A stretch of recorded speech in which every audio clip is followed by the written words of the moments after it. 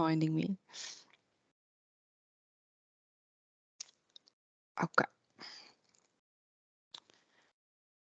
All right, so the last 2 points here identify collaborators within or outside of your subject area and also then to manage your scholarly reputation. Just a few pointers on why we look at this. So now to start the first session with increasing your visibility. So why is this important as well? To increase your visibility of your research. This is here at the right-hand side, there's a very nice article about, it's a framework for increasing research visibility and impact. And here it's also stated that it's an important part of the research life cycle to publicize your work. Your influence as a researcher will be counted. So the importance of establishing and building your network and growing a positive profile for yourself and your work, starting this process while you're an upcoming researcher. And this will give you the edge in your professional life if you start with this, building your network, being visible when you are a young upcoming researcher. Your digital presence is an essential part of your professional identity, and research outputs need to be discoverable. So if people don't know about it, you have published in several journals, but it's not visible enough, then we need to make it more discoverable for others to find. And then it's very easy to get lost in the deluge. We will look at that in the next 2 slides. So I just want to, I actually like this quote from this article linked here a lot. It's time to replace publish or perish with get visible or vanish. So this is a very apt quote in this regard. All right, but you can afterwards go and have a look. The link to this article is here. We will send you the slides and you can have a look at that article as well. So putting this getting lost in the deluge aspect a bit in perspective.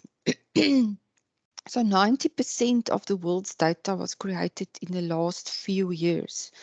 So this is a slide from 2019, if I could remember correctly, the numbers of data created. Then also in a more academic sense, it says that the number of academic publications in the world increases by more than 1 million per month, which is equivalent to a new paper every 2.6 seconds. So yes, it's very easy to get lost in all of that. Your articles will get lost in all of this.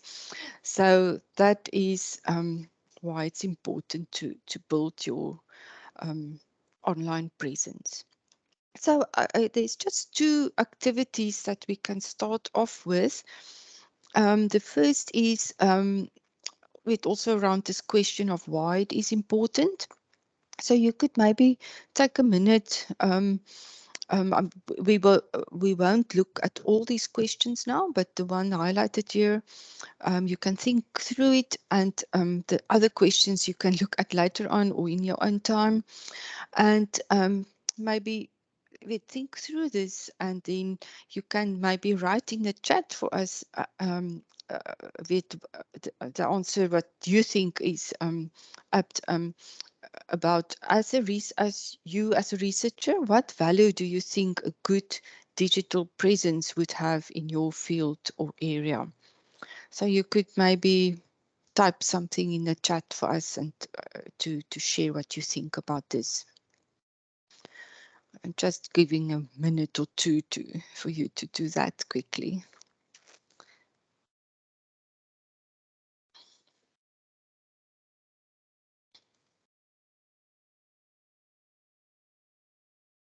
Yeah, so you can maybe think about that. What type of value do you think will a good digital presence, your online, being online with your profiles, your work, sharing your work online, what value would that have?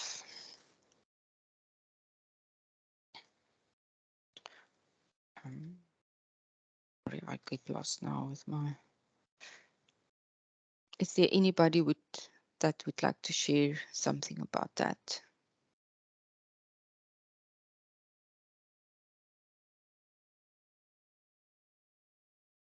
Nothing at the moment. Okay, let's continue then.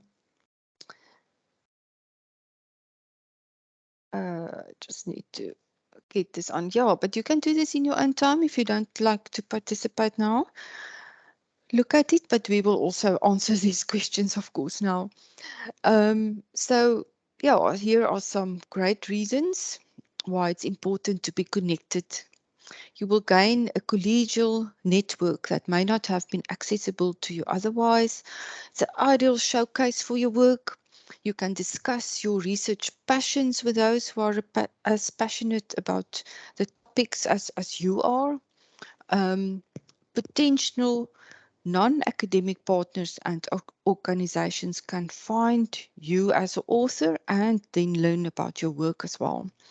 You can have opportunities to do media interviews, hire citations and potential impact for your research, maybe invitations to speak, visits, those type of things. Collaborative research projects with colleagues, even job offers, a research network for peer support and mentoring, and then maybe also external approaches from industry partners. So that's some of the reasons that why it's very important to be connected. So this is now a short activity that you can now really do just by yourself. You don't have to share anything about this, but this is quite important. Who are you online? So this activity is a quick audit of your digital self. How do you look when you do a Google search on your own name? So just to go here on the right hand side, this slide, this image here, people sometimes think that they don't have a digital profile. They're not visible online, but everybody is in any or other way. So academically, it could be the university webpage where your department is linked, those type of things, on conference programs where you have participated, professional associations and societies where you have participated, editorial boards, of course, as well, and then on Google Scholar. Non-academically, of course, there will be things like discussion forums, leisure groups, newsletters, petitions, even those type of things. Yeah. So just don't think you're not online. If you are active academic, or you will be in some place be visible online. So yes, it's very good then to on a regular basis, maybe also do this Google search on your own name. And if you have a relative common name, try to include your discipline or your institution affiliation as well to narrow down the search results you will get on Google. And then you can see how close to the top of the search results do you appear when you do that. Are there other people with the same name as you? That's also important to know. But in your field of work, is your work reflected in the way that you wish? Can you see the presentations that you've given elsewhere at conferences, the articles you've written, the projects you've been involved, those type of things? Do a check to see whether all those things are available. Is your institutional profile visible and up to date, if you have any? And then can you find your social media profiles or any other profiles that you have? And then very important, the last point here, select the images tab in the search engine. do you have any personal photos that come into that search when you do the image search, and are you happy for them to be there? Do you mind to share them? So that type of thing is also very important to have a look at. But you can do this in your own time. Yeah, so that's perfectly fine. Just want to see if there were any comments. Yeah, thank you for that, for those two comments about the visibility, the recognition by networks and funders, very important, and more reach, more publicity. Just that is exactly the case. Thank you for the two of you participated. All right, then we can go on. This is just another slide that gives a bit more detail about why this is so important. Building a strong and engaged profile on social media will also enable you to build tailored, dynamic international networks, establish your areas of expertise, and conceptualize and develop your research ideas. And it can develop a reputation around your work and how you discuss issues and create relationships. So, yeah, some of those things is also important. Then just a quick slide. I'm not going to look at all of this, but the concerns that most academics and researchers have about using social media is that it's the aspect of finding time to manage this. If you have profiles on everything that's out there, it might be very difficult to manage your time in this. Picking the right networks to choose which ones to use. The potential of self-plagiarism when blogging about your own research, and then also harassment if your contact detail is available everywhere, that you, and with comments and things on blogs, etc., that you might be harassed. I just need to quickly plug in my power. Right, but now we're going to try to assist you a little bit with where to start and what is important if you haven't done these already. So what we regard from the librarian side, what we regard as important, I'm going to put first and then go along with the others in the sequence of importance and try to guide you that way. So where to start? So the first thing would be to look at your author profiles to make sure they are up to date and correct, etc. So there's quite a number that we can have a look at. The first one, of course, the most important one is ORCID. Hopefully you all have an ORCID ID and that it's connected to the Stellenbosch University integration. So I'm not going to go into detail here because we don't have time for that, but you're very welcome to contact me if you need any further assistance on anything that we discussed today. So ORCID is a single author identity that unify your publications and connect also with different research systems and publishers, etc. So this is why this is so important. It's not a profile actually. We shouldn't call ORCID a profile. It's an identifier, and it is also this whole thing of connecting with all the different databases and research systems. It's also mandated by the NRF. So when you apply for anything at the NRF, you need an ORCID ID, and this results in that sometimes people will just create their ID, but they also need it to be populated to work correctly.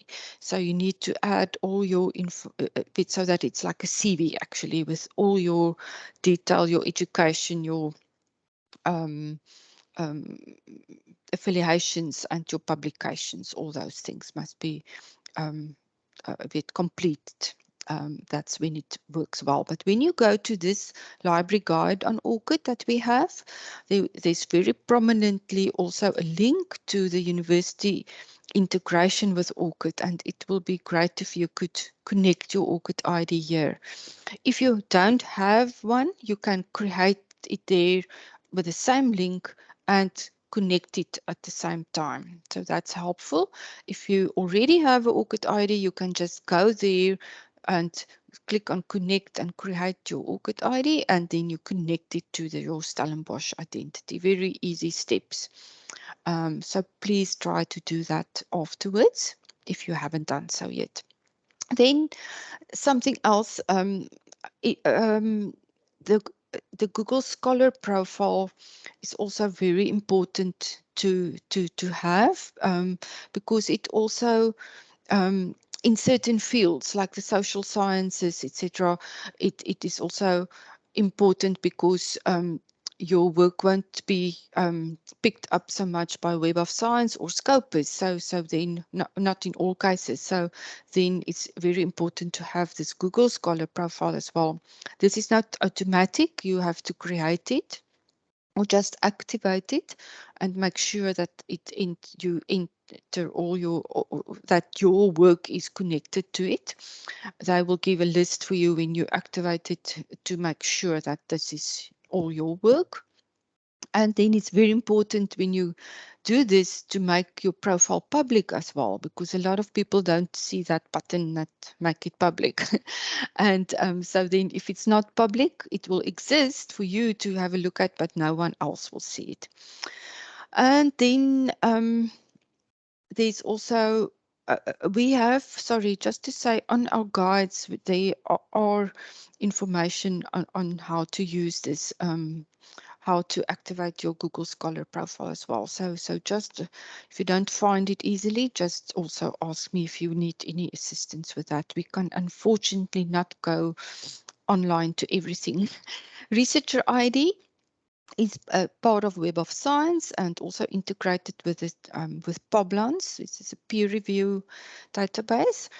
In this case, you need to, I think they've changed this. You don't, it's automatic. It's like Scopus author ID. It's automatically added to the database when they index journals that you have published in.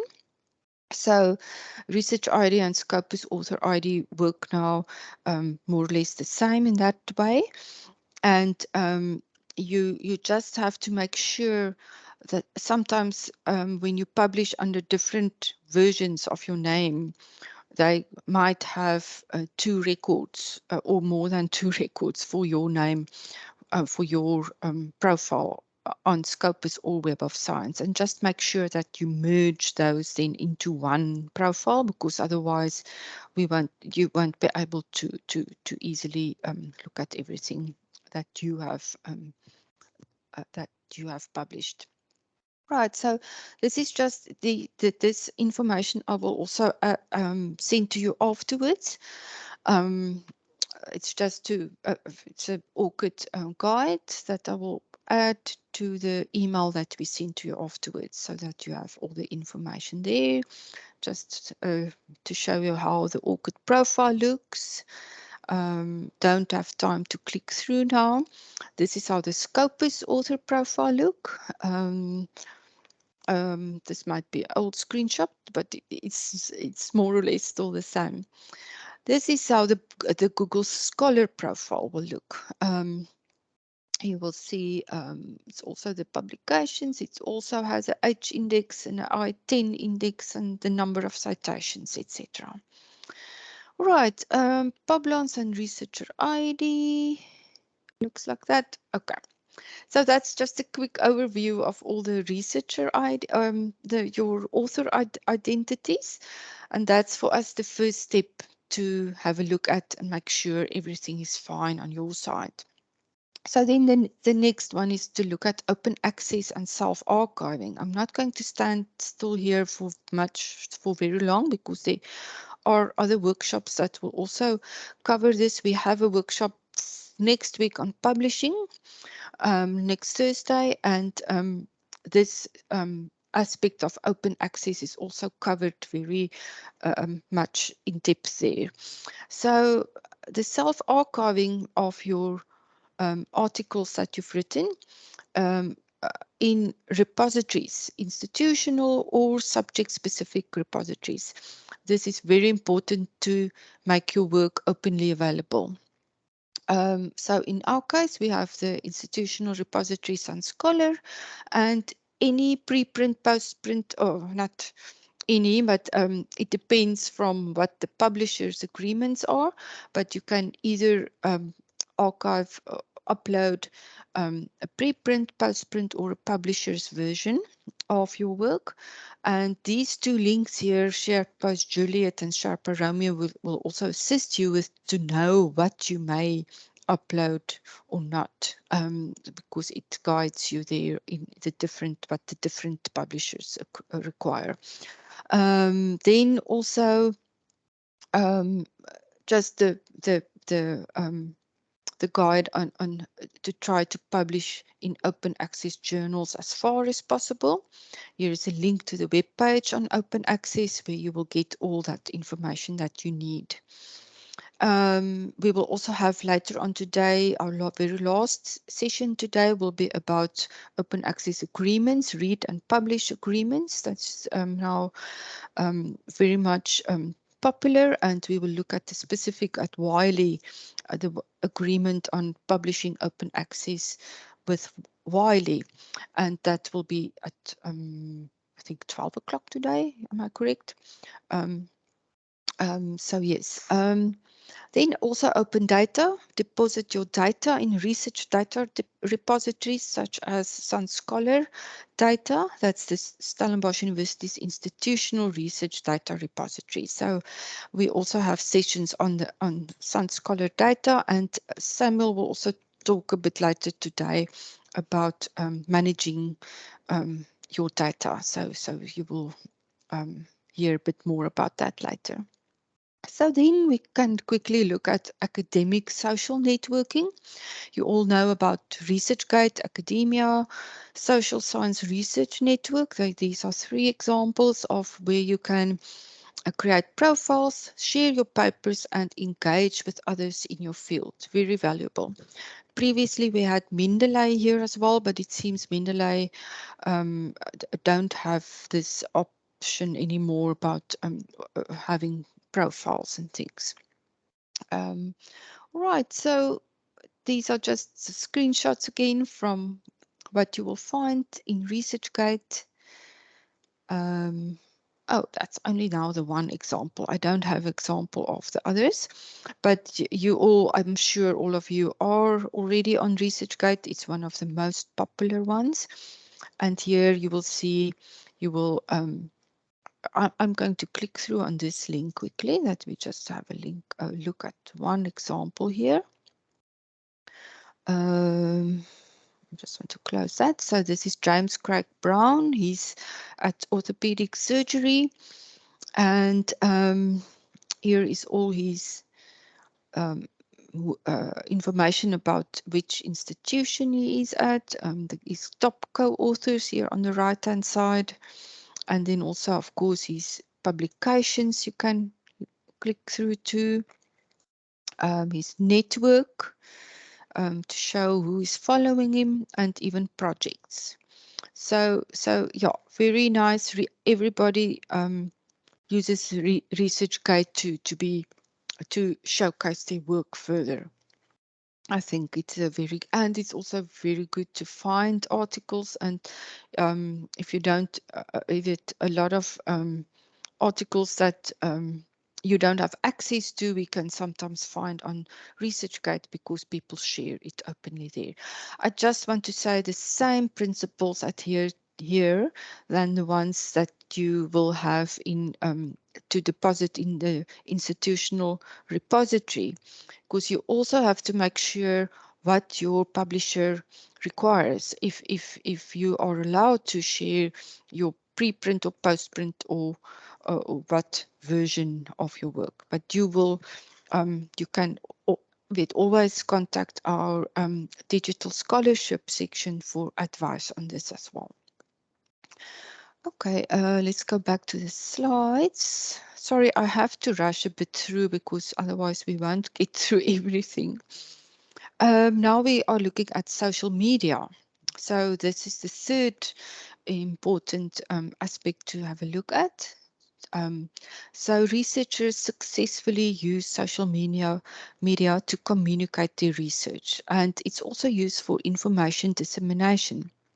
You can also then measure your impact on social media platforms with things like Google Analytics, altmetrics, and altmetrics Explorer. So I will have a look at that a bit later on in the second session on how we will measure it in this way. So yeah, the biggest examples here are Facebook, Twitter, and LinkedIn. I didn't quite know where to put LinkedIn. It could also be a professional network. But yeah, let's look at it like this. So Twitter is very successfully used by researchers. So these are the types of things that you can do on Twitter. Join a research community like PhD Chat is a doctoral research community. You can share your research and publications. As soon as you have published a new article, you can share it on Twitter. You can also follow other researchers, of course, companies, conferences. You've all seen when you are at a conference, everybody's tweeting, and if you're not able to attend, those tweets also sometimes help a lot to follow the conference.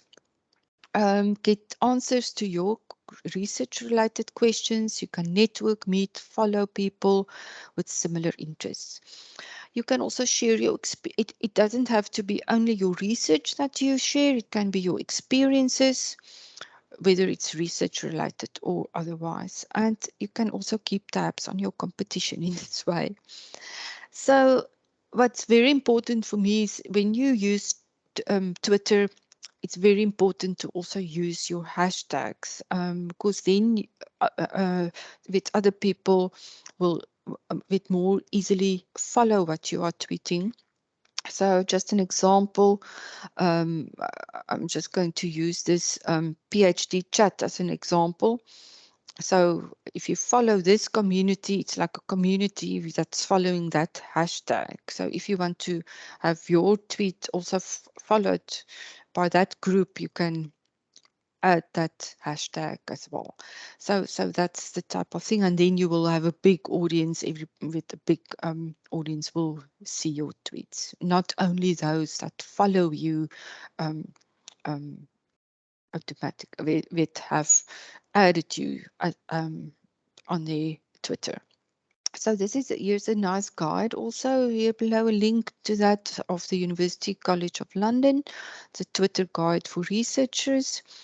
And if you click through on this link here, it will also give more information about using hashtags. So very important to look at that when you use Twitter. These are now some examples. Professor Makunga is very good in science communication, and she's very active on Twitter and on Facebook. So that's why I've shared her links here, so you can go and have a look at what she does on her accounts. All right. Maybe I can click through on her Twitter account to just see what we can see there at the moment as an example. So here you will see, let me just see.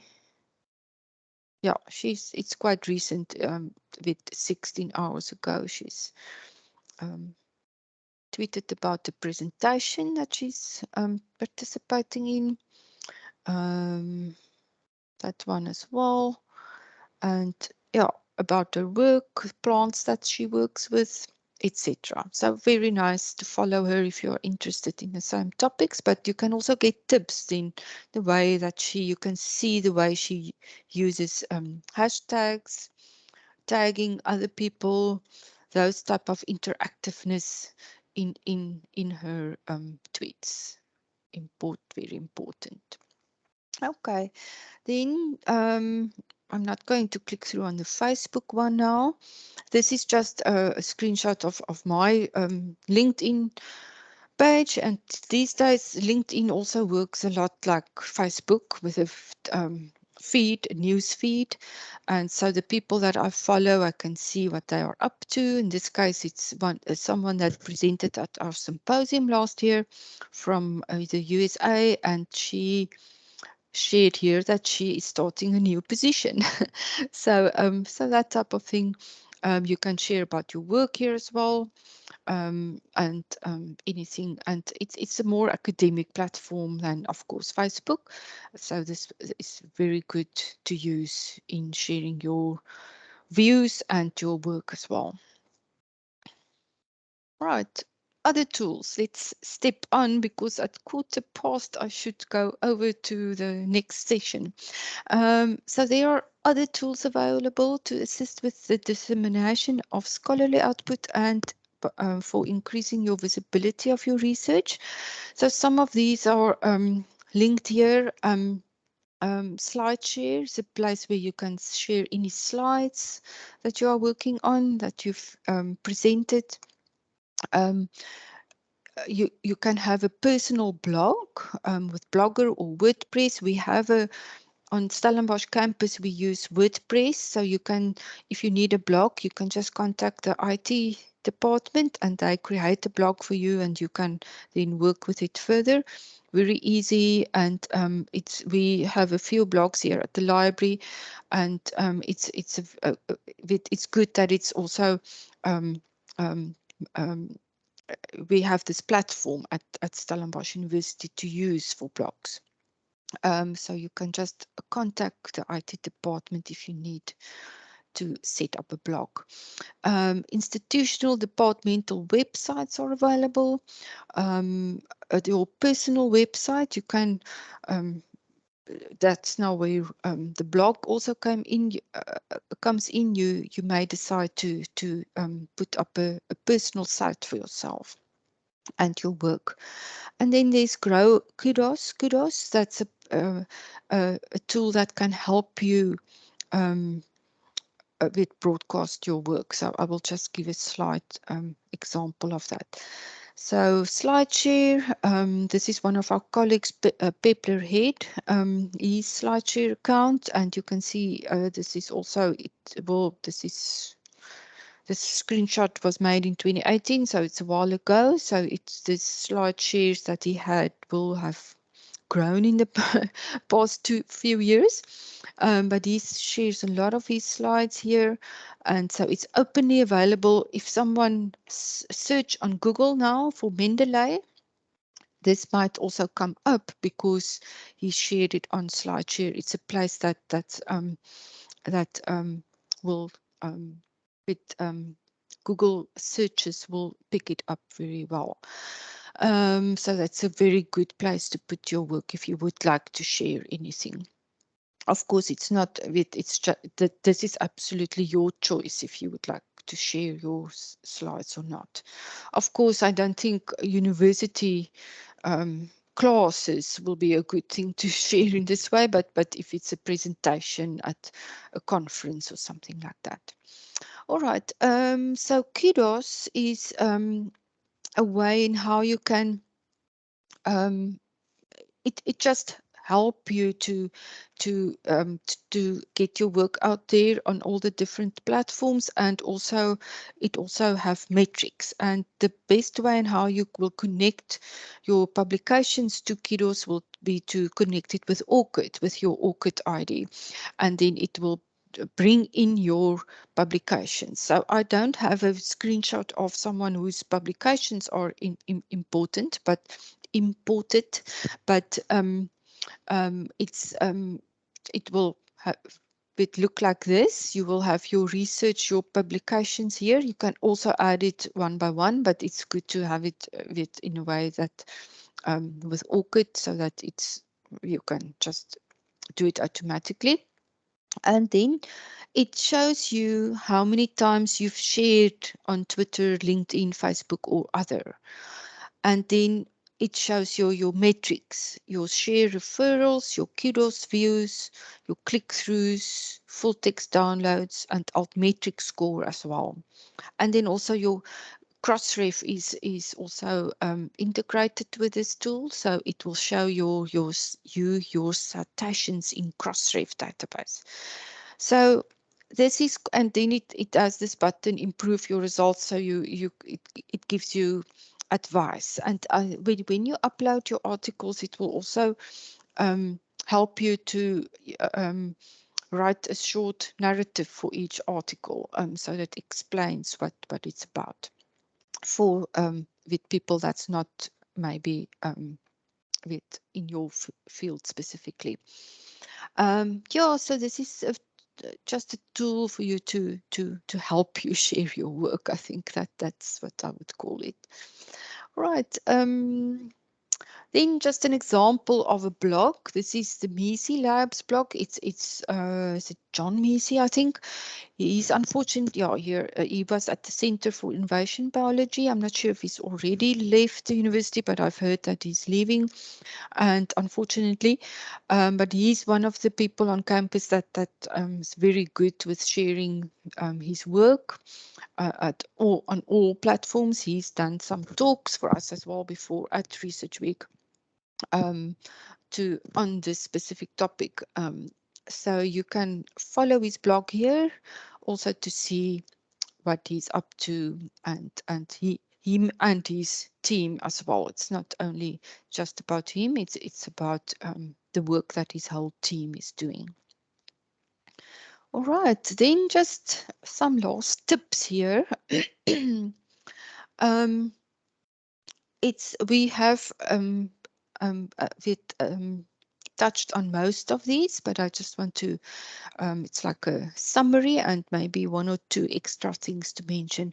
So create profiles on sites that rank highly in your search results. So examples of these are LinkedIn, Twitter, Academia, Facebook, and academic institutions. So if you have profiles on these type of sites, profiles, then it will come up highly in search results when people search for your name.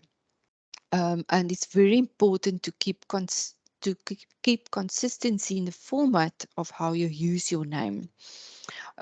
Don't use with 1 year like just your first name, and the next year suddenly start to use your with all your names.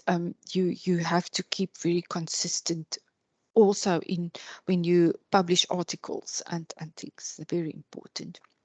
Manage your name by getting an ORCID identifier. We have talked about this. Including ORCID on your website and your social media accounts will also mean that people who search for you can then verify that it's the correct person that they are looking for if you link your ORCID ID also on all these accounts. Make your web address easy to find. When you do a blog or something, you can use a vanity URL that's with a URL that's also easy to find, and not a long weird URL. That will help as well. Create a single home for your online presence. This is an interesting one. So they advised here on this that you maybe have a personal website, or you can decide what type of profile you regard as your home profile, and then link from there to everything that where you are with online. And also very important, this is a bit maybe the same type of advice than the previous point, is to link your online profiles together. What I've mentioned before in point 2 here about including your ORCID on all your websites and social media and profiles. This is the same type of thing. When you're on ORCID, link your other profiles there. There is a place where you can add other profiles. When you are on ResearchGate, link your ORCID and all your other profiles there. So linking them all with each other, that's important. Okay, and then last point here might be very good for you to write guest posts on other blogs to gain more visibility. So there's a few very well-known blogs or websites. The conversation, I know, is very popular and very good place to get articles posted. The impact blog, LSE impact blog, thesis whisperer, research whisperer, and then of course blogs on your topic that you work on, institutions blogs, etc. Okay, some more tips. Decide if you will have a personal or a professional digital presence. So this is also important to decide if you're going to merge your personal and professional life. Sometimes researchers are doing that when they have Twitter and Facebook accounts.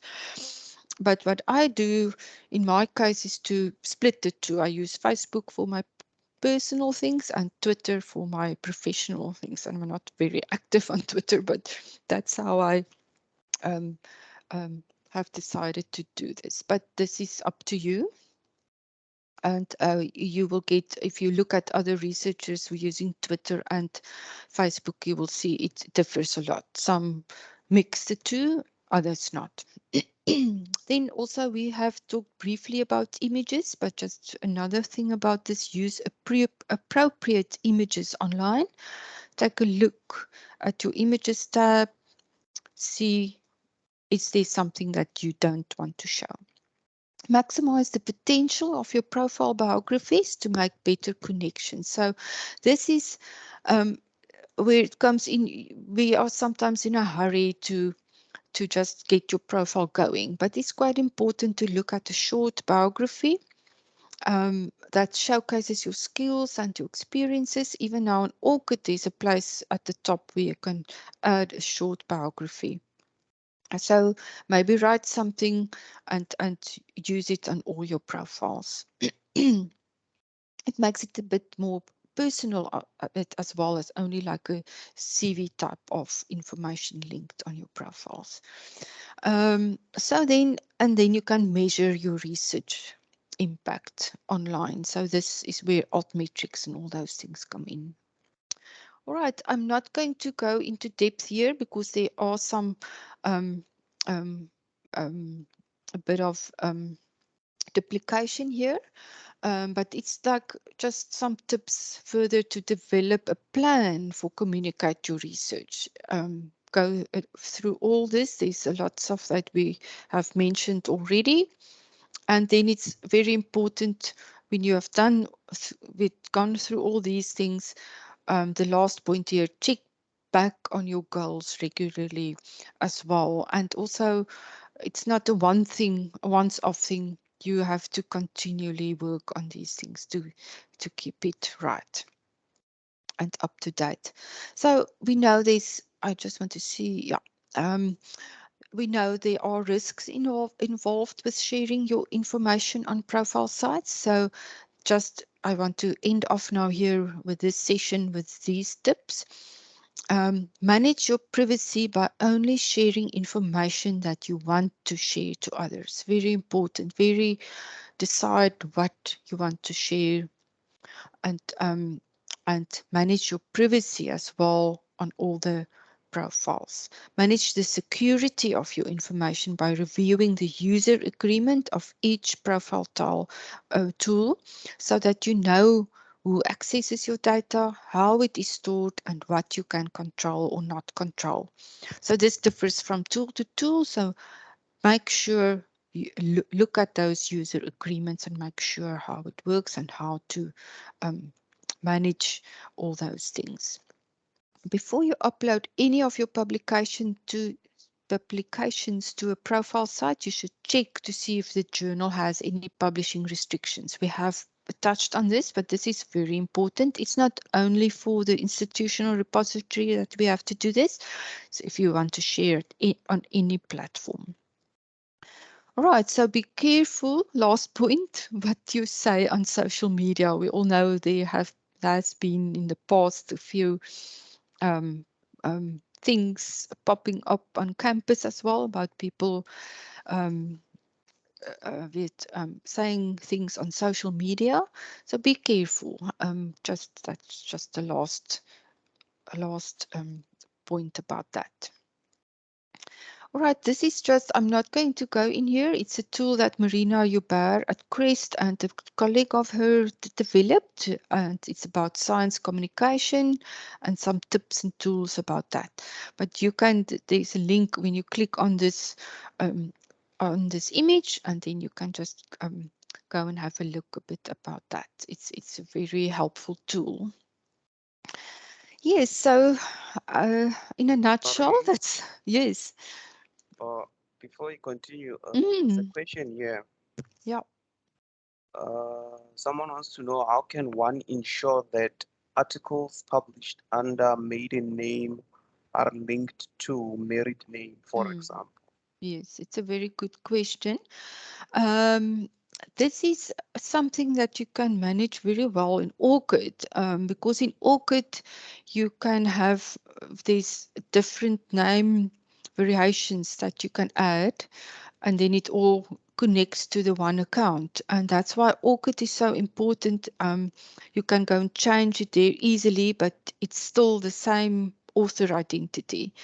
And that's something that happens on databases like Scopus, etc., that when you publish under another name, then you have with different records on Scopus.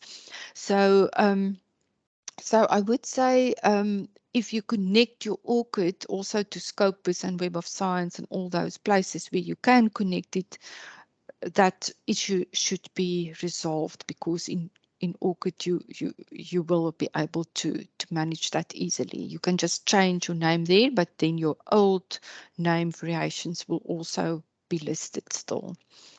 I hope that helps. But I would say ORCID is the best way to manage that, and also then to make sure your ORCID record ID is connected in the other platforms. I'm not sure if that's the exact correct answer, but it might be a start. It might have, you might be able to change those type of things in the databases as well afterwards. But I think it will be by merging your different names then, for example, in Scopus and Web of Science. Did that help? Right. But that was the only question so far. No, if I'm looking correctly. Any other questions about session 1? We have to step on quickly because I would like to do the rest of the presentation. But it seems you are happy at the moment. We can also take questions at the end again. Okay, track now. We're going to look at tracking your impact as an author, or monitoring. I actually rather will call this monitoring your impact.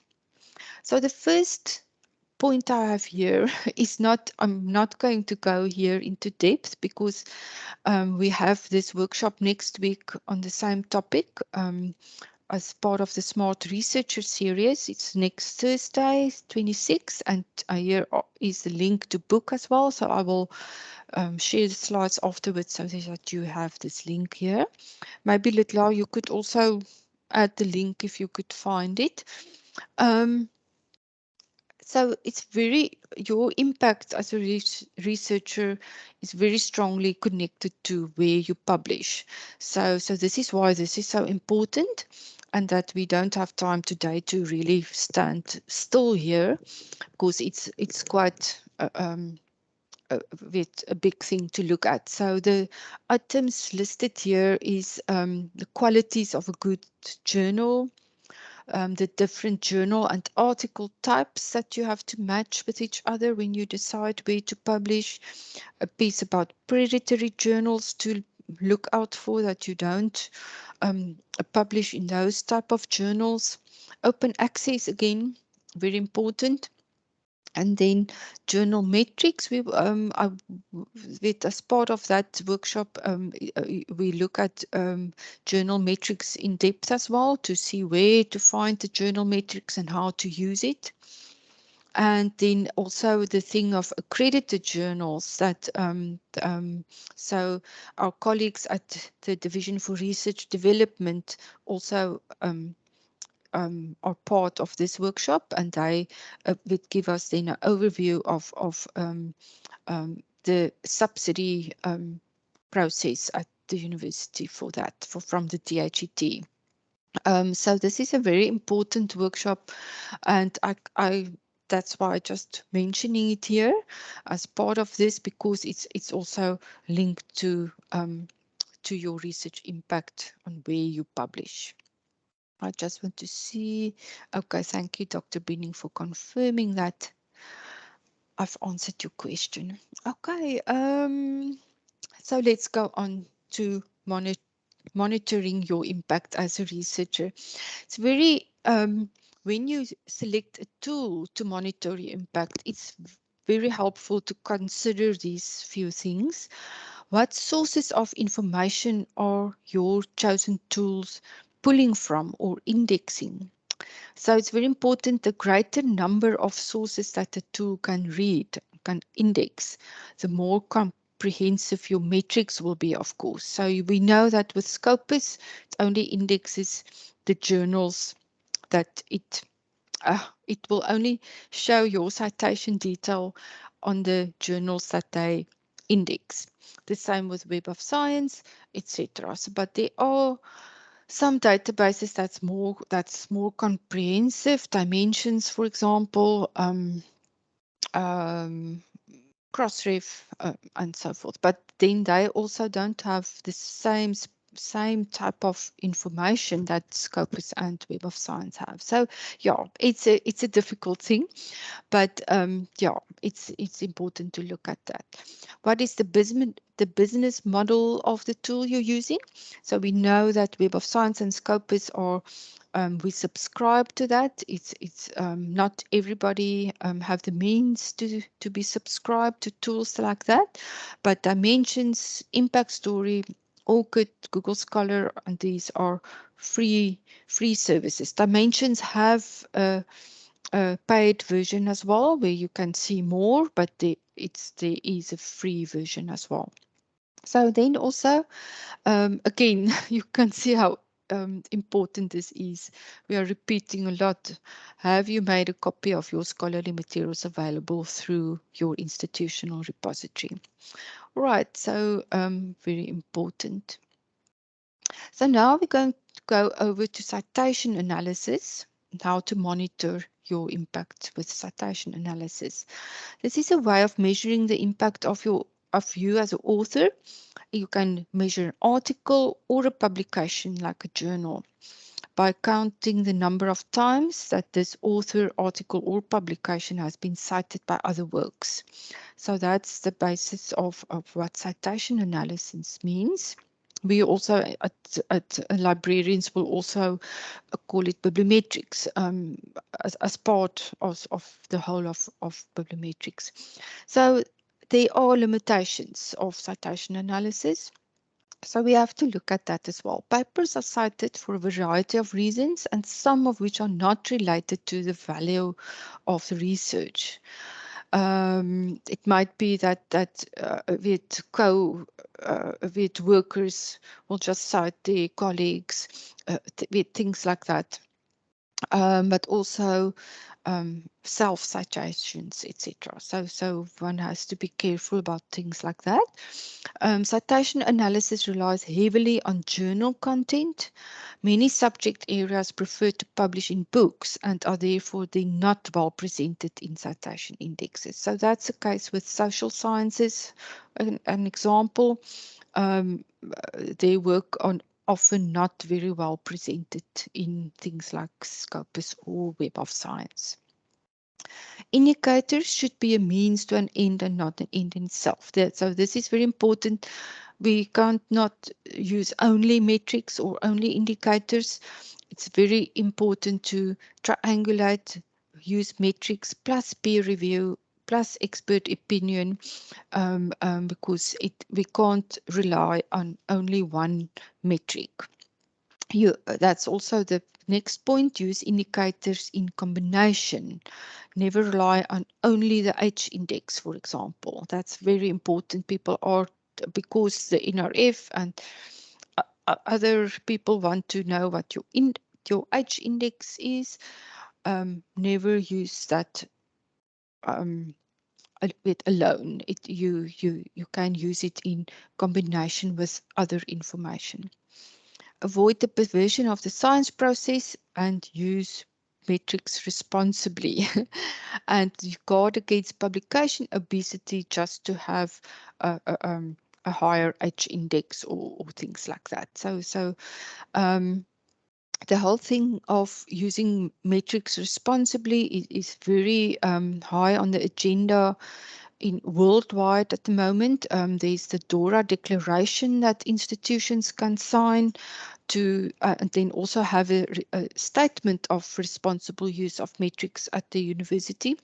And in South Africa, we're not quite far with that yet, but there are institutions that's starting to look at this. And so, yeah, I'm working on a new library guide on research impact, where there will be a whole section about using metrics responsibly. So, okay, just to go on, using the H index. This was developed only in 2005. It seems as if it was around forever, but it's actually not that long. It's an equation based on the number of publications and the number of citations per publication. And it's, you all know what, I'm sure you all have heard about the H index and are using it. It's an industry standard that gives information about the performance of researchers and research areas. That's very useful in some situations. So the formula works like this. The H index has, the example here at the top is scientists will have an H index of 9 if his top 9 most cited publications have each received at least 9 citations. So that's the basis on how the formula works to work that out. In the databases we have, the H index is just supplied, so you usually don't have to work this out on your own. So just a few advantages of using this. It combines quantity, the number of publications, and the impact, that's the number of citations of a publication. It's better than other single numbered criteria than with, like, for example, only the total number of documents you have published or the total number of citations. It's combining those two. It's easy to understand. It's an objective measure of performance. It's sensitive to low cited papers, and it's easy to obtain. But then the easy to obtain could also be a disadvantage and a limitation, because then people may over rely on this.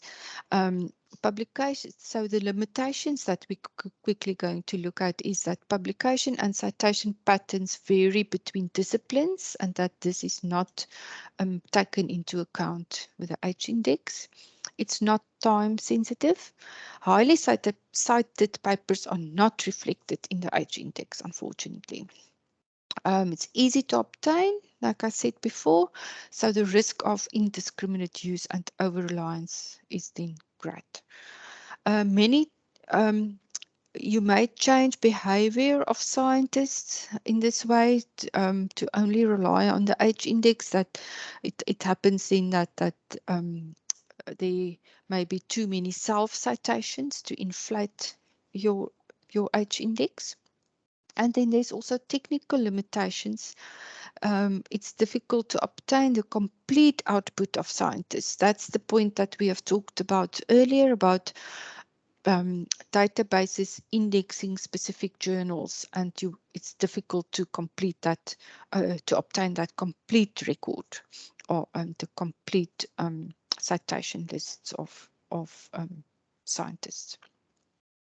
All right, but then George Hirsch himself was starting to ask questions about the H index. So this is this article, What is Wrong with the H index? is he um, um, we published this art, or it was an article that I don't think he written it himself, but he was involved in it. He asked hiring committees and funding agencies to not only rely on the H-index, but also to consider other aspects of a candidate's career, such as the discipline, how many collaborators a researcher works on, etc. So he actually started to criticize the current use of the H-index, although he was the one who created it. That's just something you can also think about um, if people are over relying on this. You will find this article on this blog post that we've done earlier on our library research news blog. Right, then there's two other indexes that I just quickly want to alert you on. I'm not going to stand still here because time will run out. The G index, started by Leo Egger.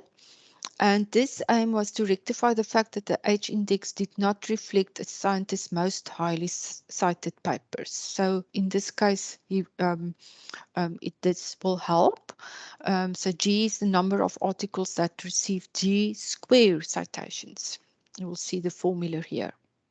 And then the M index is another index that depends on the duration of a scientist's career because of the pool of publications and citations increases over time. So in order to compare scientists at different stages of their careers, Hirsch presented, this was also presented by George Hirsch, presented the M parameter, which is the result of dividing age by the scientific age of a scientist. So the scientific age is the number of years since the author's first publication. So this is also a helpful one.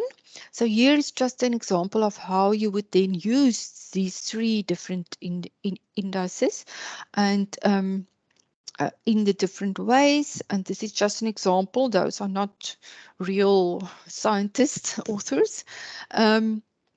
But here you will see that Dr. Smith has the highest H index, indicating a pattern of consistently high citations. Dr. Jones has the highest G index of 80.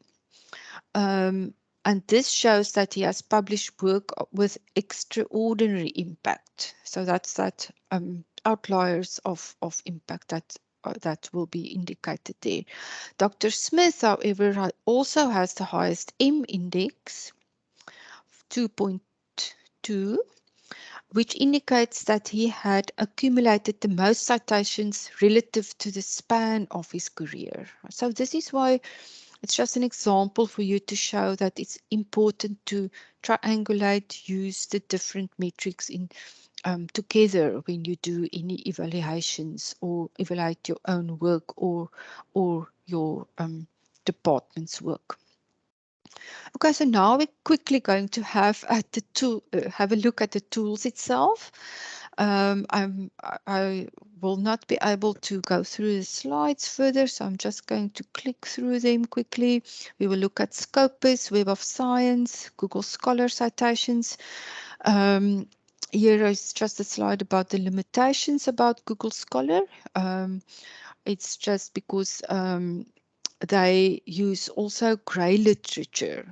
So their definition of scholarly will include grey literature, which will be article preprints, conference proceedings, and other materials that's not peer reviewed. So we just need to take that into account. Then I also would like to look at dimensions quickly. It's a very nice tool. And Cite. There's a free version of Cite, a very new tool. You will see both of them is dimensions.ai. Cite.ai means they use artificial intelligence to build these databases. Okay, so I think there's a few slides about altmetrics, where to find it, what it is. examples that's in our databases. Scopus and EBSCO use altmetrics, and so you will find this information per article when you do searches in those two databases, for example. They use Plum Analytics for this and not altmetric.com. So that's just good to be aware of that wherever you see this information about metrics, go to the Plum metrics as well here in scope EBSCO on this side. It will look like this. So just have a look out for that per article. So now we will get to this online demonstration of these few things. Web of Science and Scopus you will find via the library homepage under Find e-databases. So I'm now just quickly going to go to that. I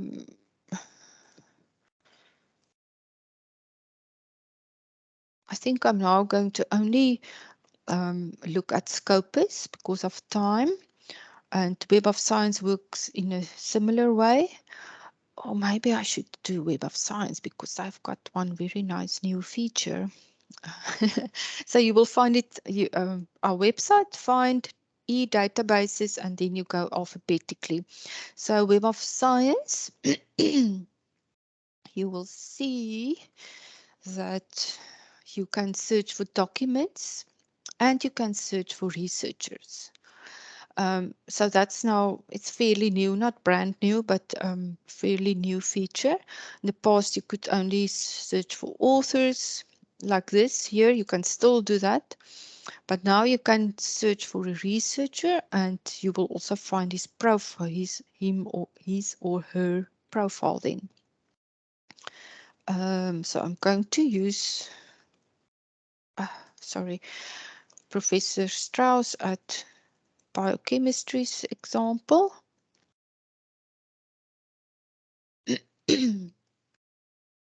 And then you will see this is a good example actually because his records are not merged. You see he has two records, and that's what happens sometimes in these databases, Scopus and Web of Science especially. So what you then need to do to tick, he can also ask to merge those records.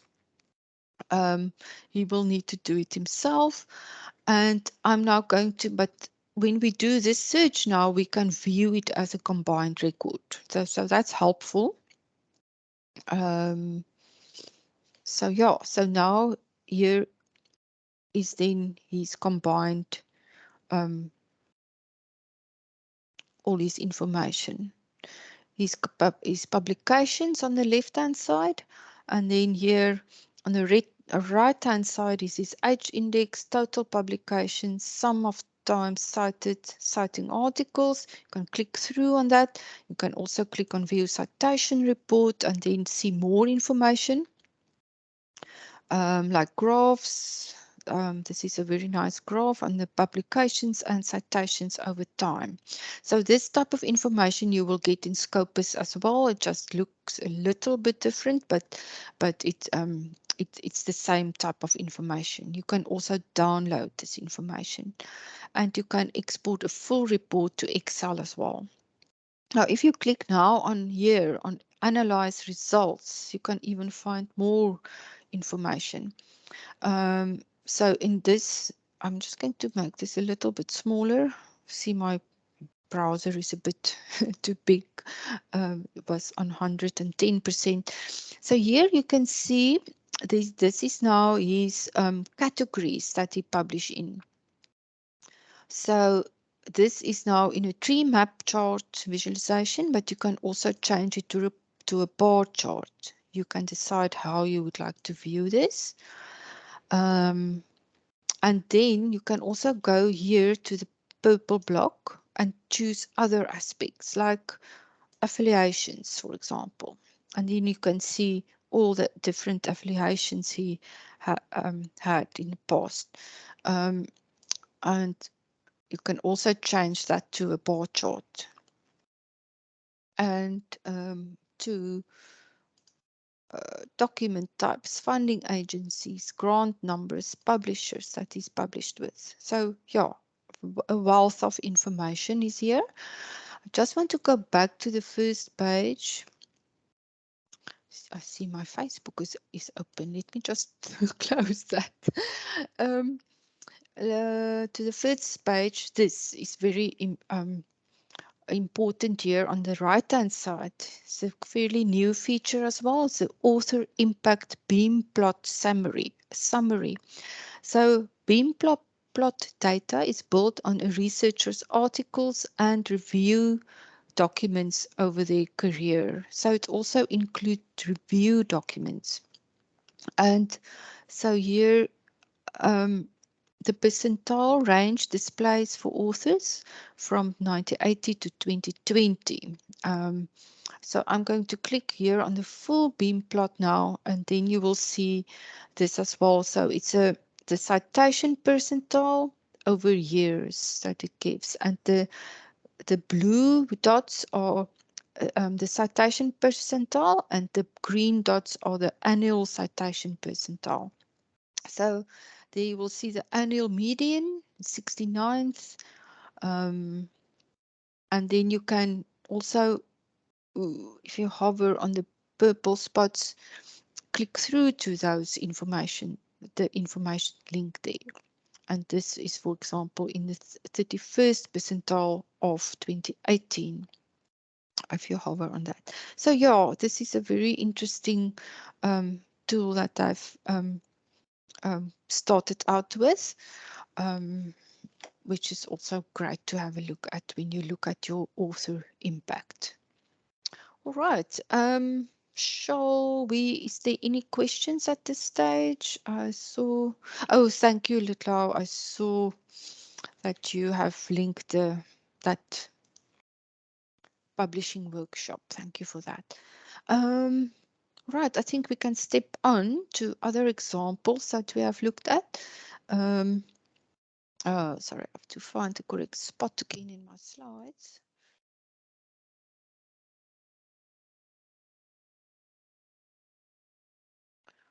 Okay, so I'm like I said, I'm not going to look at Scopus. It's similar than Web of Science to search for author and then get that author profile with all the citation information attached to it. Google Scholar, I think, is important to have a look at. From here, I'm going to click through to these tools. So I'm now signed into Google Scholar, so I can go and have a look at my profile. My profile is already linked, so if you don't have a profile and you go to profile, you click on profile, it will set up your profile for you and ask you first, are these your articles? And then you have to verify whether it is or not. And go there often, because I see now I haven't, I mean, haven't been on my Google Scholar profile for quite a while. And I see now that I've added quite a number of things that's not me, that's not written by me. So this might have, oh, that was me. So this is quite important to go back often, because they just think this is you, and I added. So I'm really was quite surprised to see this now. So, but that's the way in how you will have to keep tabs on all your profiles and make sure everything is fine. All right, so just be aware of that. It was good to have to see this now. Here you will see, you will also have your H index, number of citations, the HI. The I-10 index is the number of publications with at least 10 citations. So that's the I-10 index that's available on Google Scholar. All right, so that's just, if you need any assistance with creating your profile, you're welcome to also contact us to help with that. Then I just want to show you quickly these three tools, and then we can nearly end off. Dimensions and Cite, the free versions of it. In the past, there were also Microsoft Academic, which was very good, but they retired that at the end of last year. And hopefully there will come something similar again. But if you click on Dimensions and then go to the free web app, just want to show you around there. It will open automatically everything that's in the database. You will see it's 127 million. Am I now saying the number correct? Yes. So if I'm going to type in Eric Strauss's name again. Just do a normal search like that. And then I want to go and have a look. You will find now a lot of information because you're not on his profile necessarily. I want to look at him as a researcher. So you can just click on researcher here on the left hand side and click on Eric Strauss. Then you will see it's also the number of documents looks yeah, 58 it's now, and 3 data sets. So this is becoming now then more his profile. And then there is also a link to his profile there, view profile. And now you will see a similar type of thing that's happening in the other databases. You will see his publications and citations over time. It also includes data sets and active grants, which is an addition that the other tools doesn't have in that one graph that it gives. So this is also very nice. It will show you these other websites that's available, and this you can click through to it. This ORCID record, this NIH profile, researcher ID, and Scopus author ID. These things are it's automatically done by Dimensions. It's not something that he does by himself. He will cast an eye on it, of course, to see whether it's correct or not. But Dimensions pick up these things automatically. Right, so now, which is also very nice, you will see the co-authors, all those things. I just want to get to a place. Oops, where was that? I think you will need to go to research. I'm going to click on analytical views and then researchers. Yeah, that's where we find this. Will see it's a bit, you have to search for things. Click on analytical views, then researchers, and you will also get his profile here.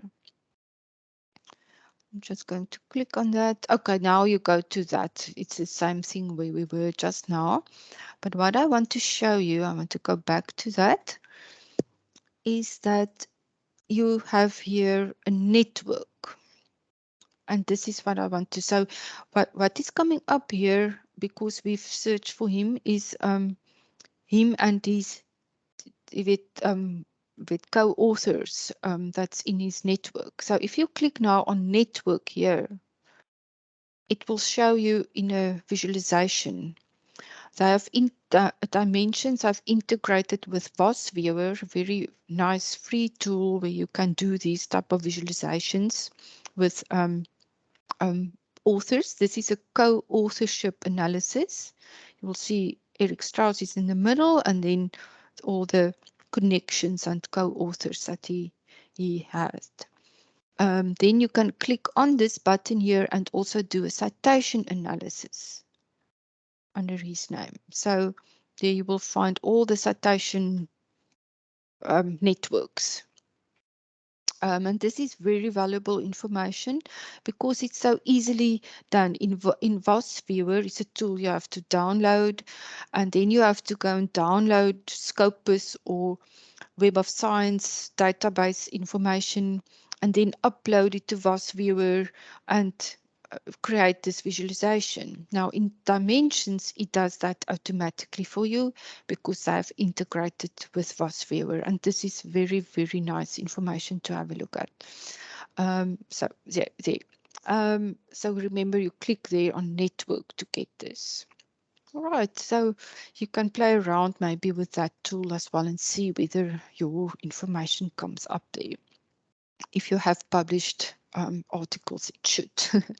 Because dimensions is also a very comprehensive database. It's quite comprehensive. All right, so let's go to the next one. We only have a few minutes left. Is cite. I quickly really would like to show you cite.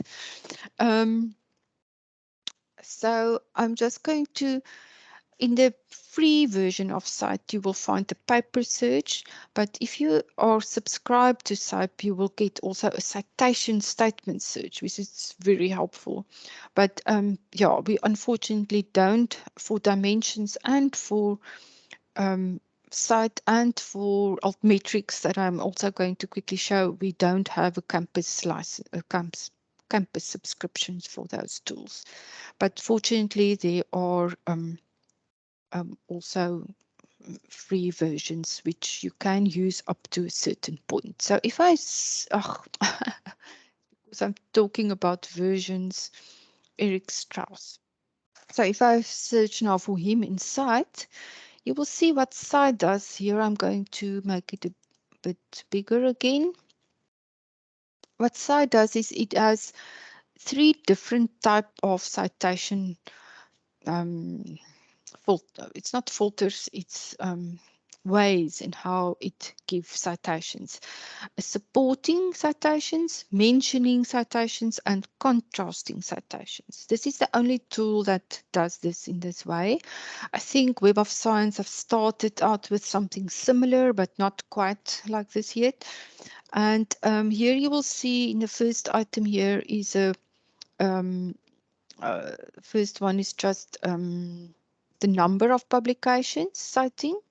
Then, let's just go to an example where there's more information. This one, the number of publications citing this work. Then there's no supporting citation statements, and there's a mentioning citation statements of most of it, and there's also no contrasting citation statements. So this is how it works. It will give you that, and then you can click through on that and see who cited in that way. Right. Oh, it seems that might be also part of the paid version to see that fully. So unfortunately, you will get to those blocks at a certain point of time. You can build a dashboard, export results, and things like that as well. So yeah, I don't have time to stand still here more, but there's quite a bit that you can do in the free version as well. And especially to see this type of citation information. Right, the next one is that we should look at is altmetrics for librarians. I'm going to show you, but I'm just going to go to altmetrics.com because you can also download the altmetric bookmarklet. I'm just going to click on for researchers. I think they will find, yeah, then you will find the altmetric bookmarklet. If you scroll down, this one here on the left hand side, this is free. You can, it's something you download on your it's on your browser. Here I have it altmetric it. So as soon as you are in a databases with altmetric information and you click on that button, it will generate the altmetric information for you. I'm not going to demonstrate that for you because I just want to show you quickly altmetric explorer for librarians.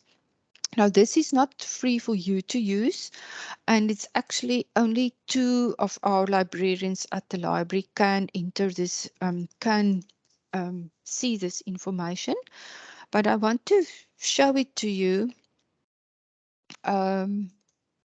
because yeah, you can request this from us. So me and our colleague Elizabeth Moore Willard has access to this. Oh, I just have to get the correct password. And so you can ask altmetric information from us. So this works per article. And if you want to look at you as a researcher, you have to use your ORCID ID. That's the best way in getting all your publications. And then it will be listed like this. I just want to give you look at one example. These are very high numbers of altmetric numbers. It's top down listed. So I just want to go to one that's not so high. So per article here, you will find this information then.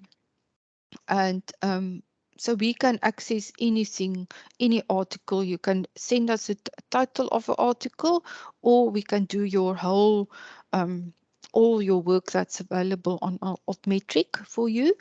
And then you will see the summary with this Altmetric badge, and it shows you how many news outlets has mentioned you, blogs, policy sources, tweeters, Facebook pages, Redditors, video uploader, and then also citations in dimensions and Mendeley. And then again, you will find this information on each tab here. And here it goes into detail. You can click through to where this was, which news items have cited you, which blogs, Twitter. You can click through to those specific tweets to see what happened, and this is very valuable. And you can also, if you are, let me just see, where is that now? There's also a place where you can download the information from, just want to quickly go back. Yeah, export. You can export the information. So if you have done a search under your name, and if we have done the search for you, and we've now have all your articles in this view, we can export the information into a Excel file as well, and send it on to you. All right, so I just want to alert you of that. We have this available as well. Okay, so I think we must stop now. It's past 10 already. There's a summary and final tips, but I'm not going to go through that now. You are welcome to do that on your own. And you are also welcome to contact me at any time for further information or to get more help on any of these. Right, I'm going to stop sharing now, and you're welcome to ask any other questions. We can allow 5 minutes for questions if you have any.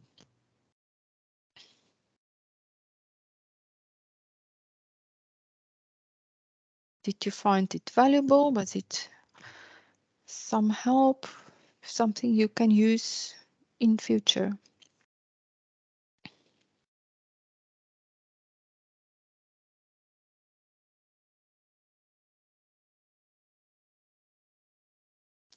Okay, no questions. Was it all clear?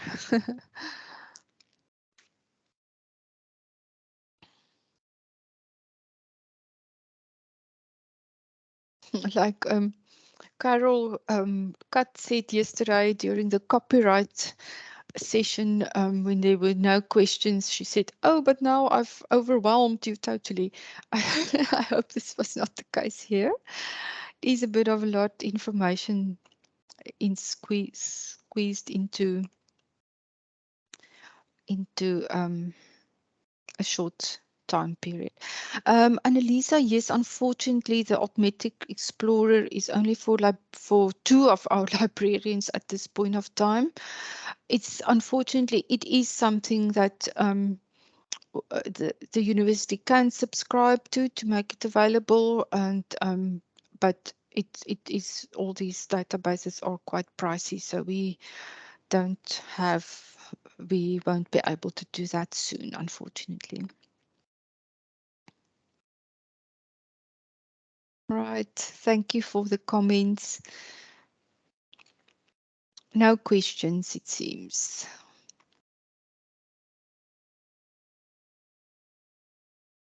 Okay.